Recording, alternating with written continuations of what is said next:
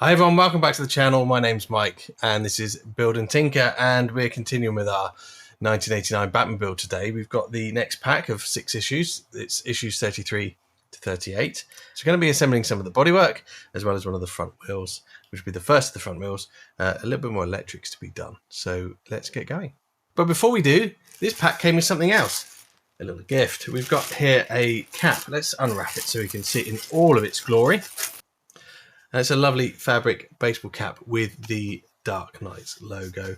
And this can sit pride of place with the car when it's done. I've actually got the similar cap with the older style logo from the 66 Batmobile that I'm building as well. And just to prove it fits my slightly oversized head. And it does. Almost. I think it needs adjusting. It's set to one of its tighter settings. And if I leave it on too long, I'll probably cut the blood flow to my head. But anyway, let's get started with this build.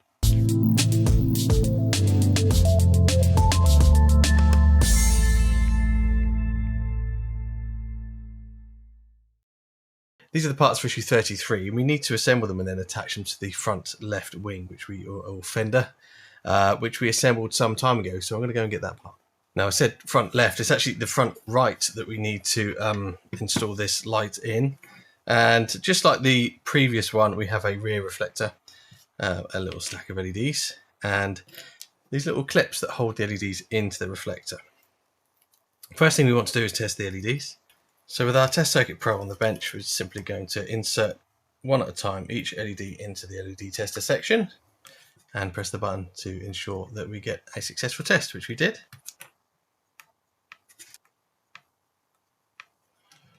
Okay, with all of those tested, we know that they are good. So first step is we're going to take the amber lens. That's going to go into the front of this fender. And at the moment, it's just going to push in. Obviously, because of its shape, you can only put it in the right way up. And then we have the reflector, which goes in here, and it's just going to sit over the front there of the front lens. And a G-screw holds that in place. Okay, so that's nice and solidly installed now.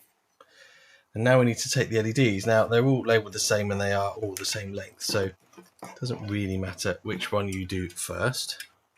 What we need to do is take the LED and very, very gently just bend it so that the cables are going to point downwards into the body of this fender. Now, you obviously have to be careful whenever you're bending LEDs because you can damage them. So you don't want to bend it too close to the body. So I tend to just put a thumbnail there and very gently bend it around the nail. It doesn't have to be a sharp right angle. You can have a little bit of a radius to it. But just do it slowly and do it once. If you bend them back and forth, then they're going to snap. And then the next thing we need to do is simply push the LED into that hole. So with the LED installed, we need to take one of these black plastic pegs. Now you'll notice there are 2 that are identical and one that's a bit smaller.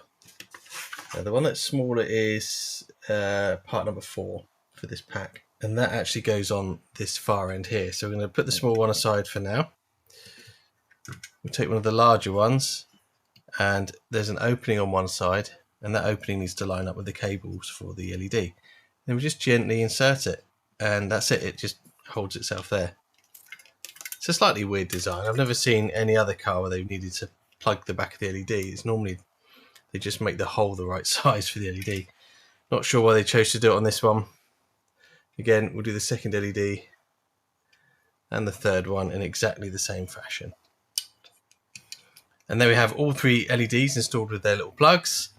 Makes sense to test them now because if there's any damage or whatever, we need replacement parts. We'll do that now rather than later and see how they fare. Well, that one's working. Okay, so that's all 3. So this is done with now. We need to store it somewhere safely. So we just need to make sure that these don't get pulled out. Although these little pegs hold them in, they won't stand up to any real force. So we just need to be careful the cables don't get caught on anything.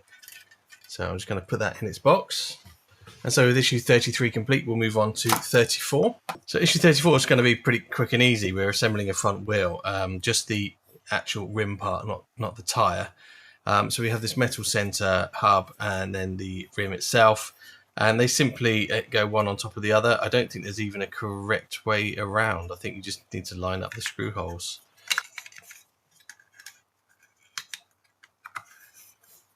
And with the screw holes lined up, we put 4 D screws in there.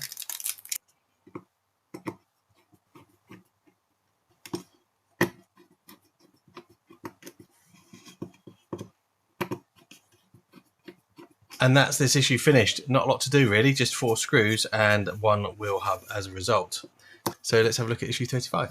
So in issue 35 we get 2 parts. We get the rubber tyre and then the sort of side wall that screws on the side of it. And we simply have to get this inside there. Obviously you want to make sure you do it the correct way. That is the side of the wheel that we want facing outwards, where we actually have the rubber side of the tyre. Now the first wheels I did when I started this subscription, which was October, so it was winter time, so the rubber was kind of cold, not very flexible, particularly given I store most of my components out here in this room, which is an outbuilding and isn't always heated. So I did need to use some hot water to soften the rubber and make it stretchable. It's summertime now and it's 32 degrees C, so it's a bit warmer, but the rubber does feel softer, but it doesn't feel super soft. So I think I still may go and warm this up. So I normally get just a small bowl from the kitchen, put this in water that's at about 85 degrees C, just for a few minutes, and then quite quickly you have to get it out, dry the water off because you don't want water staying in there. And before it cools down, insert this. It's probably going to be hard for me to show you that on camera because I'm going to be doing it in the kitchen, because sometimes I have to give it a couple of attempts. One thing that's very useful when you're doing that is a plastic spudger, which you can use to just stretch the tyre around the edge, just like you would, with a tyre iron. So I'm going to get that done now. Okay, and there we have it with the tyre installed. And what we do now is we put this rim on top, and that's going to screw down and clamp the tyre a little bit as well, and just hold the whole thing together. There are, again, more D screws. So what I do with these is just start them off and don't tighten them initially, because what I want to do is make sure that the tyre is tucked underneath correctly. So there's a little rim that this sits in. So this first one it's tucked in quite nice, and then I'll go to the next one, just hold it in while I screw that screw up, and then around to the next one. Just make sure the tyre is nicely tucked in. You're not actually ever going to see this because this is on the inside of the car and will be pretty much invisible by the time the car's assembled. But there we have it, the completed wheel for the front of the car. I don't know if this is left or right, I don't think it really matters. But that's everything that we have to do for issue 35. So we'll move on to issue 36.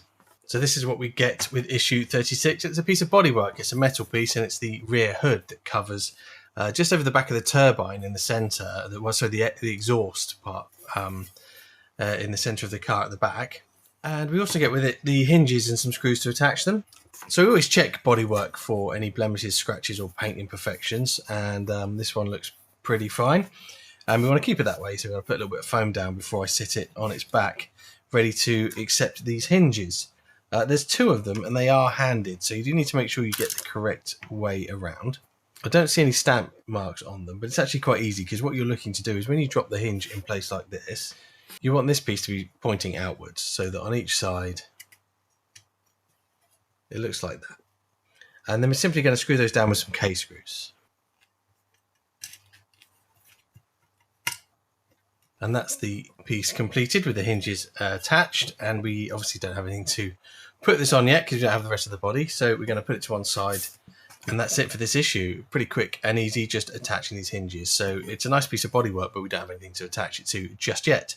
We'll keep it safe to one side. We've got some more bits to put on in a second. But until then, we're going to move on to issue 37. Well, we didn't have to wait very long. Issue 37 is the pieces for the rear hood. So we're going to be adding some grills. These are metal grills here, and then there's these sort of louvers to go over the top. These are made of plastic, so be careful with those. And then this plastic piece here is sort of a detail piece that profiles the the back end of the hood here. So let's have a look and see what we do first. Now the grills are identical, but these parts are not. These are handed. It doesn't say on the pieces which are for which side, so we're going to have to sort of figure it out as we go. So our first step is to add the metal grill to the plastic louvers, and there are 4 pins on the plastic louvers and 4 holes in the grill.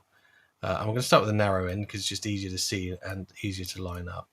But you do have to get this the right way up. You see how that is completely not in line, so I've obviously got this the wrong way up. I'm going to gently remove it,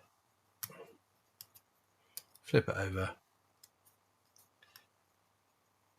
and now you see it lines up a bit nicer, and just gently push on these until those posts go through that side. So we've now got the grill attached to the louvered piece, and we simply repeat that for the other side. So we've got both of those done. We now need to attach these to the hood itself. This is where we need to figure out which side goes where. So I'm just going to offer it up to start with and see if it looks like it lines up. And it does. That first one seems to have lined up, so it was a 50-50 shot. And they seem to just push into place. There's, again, be very gentle because they're plastic, so make sure the pins are definitely lined up so that you should just be able to give it a gentle push into place. And we can see on the other side, we can see that the pins have come through the holes here and at the back. The pins aren't very long, so they don't feel like they're gripping massively well, but the parts aren't dropping off. So yeah, these parts can be pushed off quite easily. I may choose to drop a tiniest bit of glue in there. I'll do it off camera when I'm not having to rush, just to stop these from popping out. I don't think they'll fall out, but you could touch them from behind and push them out a little. Next, and again in a strange order, they now want us to put this upside down onto the plastic pieces we've just fitted to screw in this end piece. May have been worth doing that first, but I'm going to put the foam underneath the plastic pieces here just to protect it. And we take this piece here and it's curved to follow the profile here of the back of the hood. So which way round do we want it? So we want it this way round, so that this smooth outer piece is obviously outermost. And it sits on at a slight angle. There's a couple of positioning posts in each corner which quite help, and there's another one in the middle. So you can get it roughly into position before you start putting screws in. There we go. So it should just sit like that.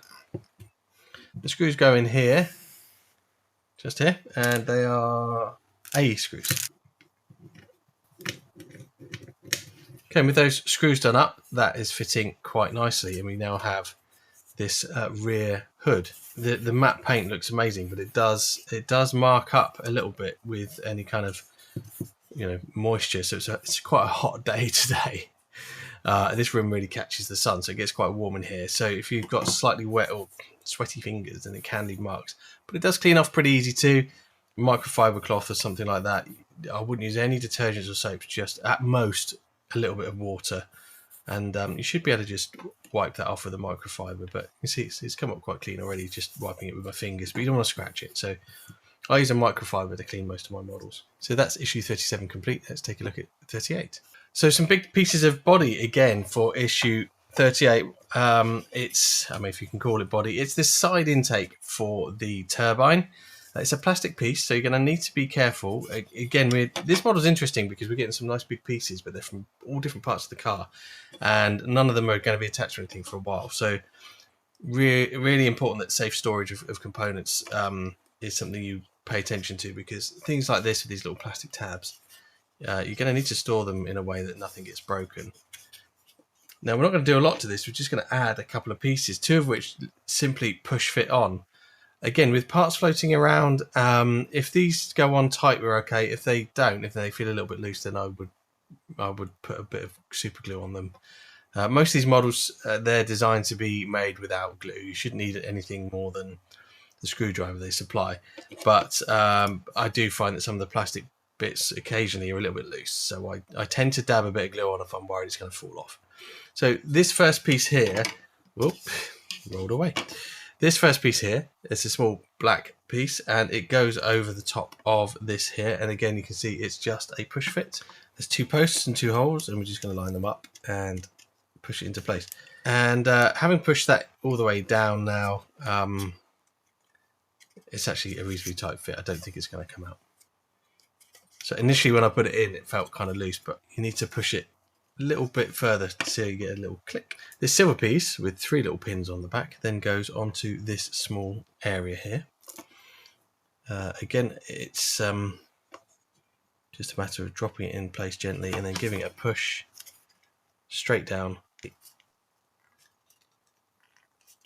It's a nice tight fit, but I'm having to give it a reasonable amount of force right around each pin to get it to sit completely flush. There we go. The good thing about that is it means it's not going to come off. So that's the second piece. The third piece is screwed on and it goes on the back. It's this little silver connector here. Not sure what it's going to be for. They just call it a connector. It does screw on using a D screw, and I've actually got a spare one left from the last packet, so I'm going to use that. That means I don't have to open this packet, and I've got a nice sealed pack of spare D screws. So there is a square receptacle for this. It's pretty obvious when you see it where it goes, and that's going to push into that gap there so that it sits flush, and then we're going to put a screw in.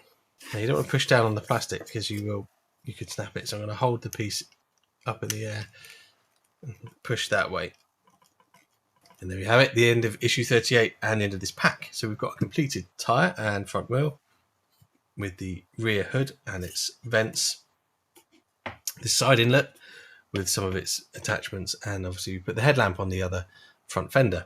So lots of bits to store. I've got loads of boxes. I'll keep all these pieces safe. If you're worried about, other pieces getting snapped off, then bits of bubble wrap or something might be useful. But I think if you can keep stuff stored where it's not going to get knocked or banged, you're going to be fine. Hopefully we'll get to a point soon where we can start attaching these body pieces. We've got the front turbine housing, both the front fenders, a couple of wheels. We've now got the rear hood cover. We've got one of the turbine inlets, and we've got the whole engine. We have done some chassis, but not a lot. So hopefully soon we'll start getting some chassis together and we can actually attach some of these parts. It's an unusual order of things. Normally the part works sort of start with the chassis, then the interior, and then the body.